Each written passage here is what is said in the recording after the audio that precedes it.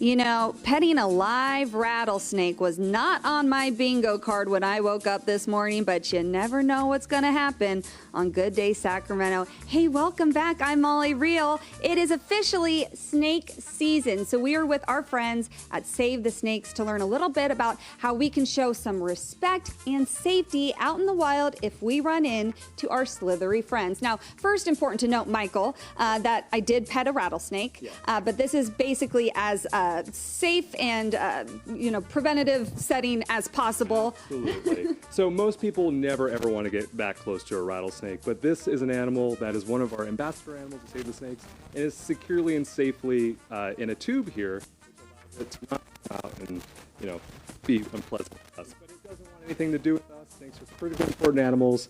And this is the safest way that a professional would work with a venomous snake. Yes, and how you're holding it too, also the most compassionate way that you know how to handle a snake, of a rattlesnake, at least. So we were talking about snake season, and that's kind of a twofold. So talk about why we will be seeing more snakes than usual this time of year. Right, so we're coming to the tail end of our hot months for the year. And this time of year, we see lots of snakes moving. Snakes are as the temperatures decrease, snakes start to move quite a bit because they're looking for places for shelter for the winter.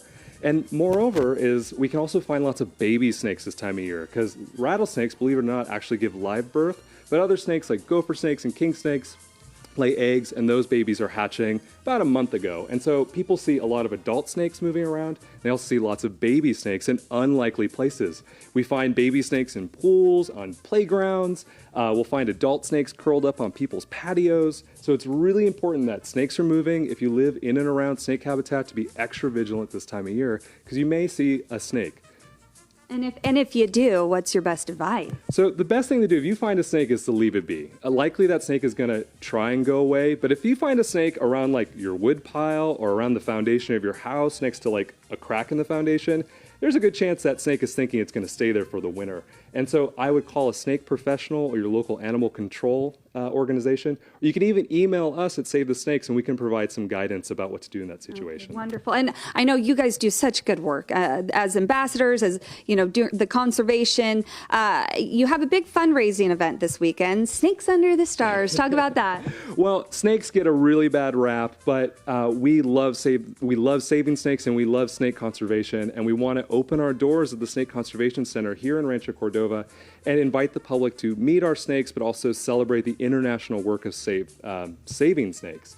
And so not only do we work with rattlesnakes here in California, but we work on saving king cobras in Nepal, bushmaster vipers in Ecuador, and we want to celebrate those wildlife conservationists who are doing that important work. Yeah, and so will people get to meet some of the snakes? Absolutely. So on October 5th, that's this Saturday in the evening, we'll be bringing the snakes out and teaching people all about how amazing snakes are. And even you can meet Dorado here, one of our ambassador rattlesnakes. Yeah, and Dorado, you are a good boy. I'm glad that tube exists, but you have lots of friendly snakes out here too, like this guy as well. He's been active. He's wondering why he's not getting a spotlight. What's his name? That's Medusa. So that is a reticulated python, one of the longest snakes in the world, but still a baby. Well, Medusa, there's your spotlight. Again, it's snake season. Be respectful, be safe, head on a swivel, folks. And if you want to contribute to the good work that they do here with Save the Snakes, Snakes Under the Stars this weekend, guys. Right. One last time, petting a rattlesnake. How you feel about that, John?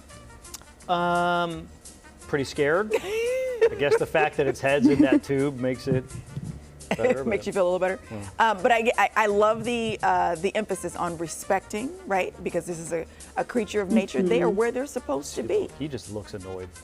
Exactly. Snakes are long-distance friends. Long-distance friends. There we go. I like that. Thank you, Molly.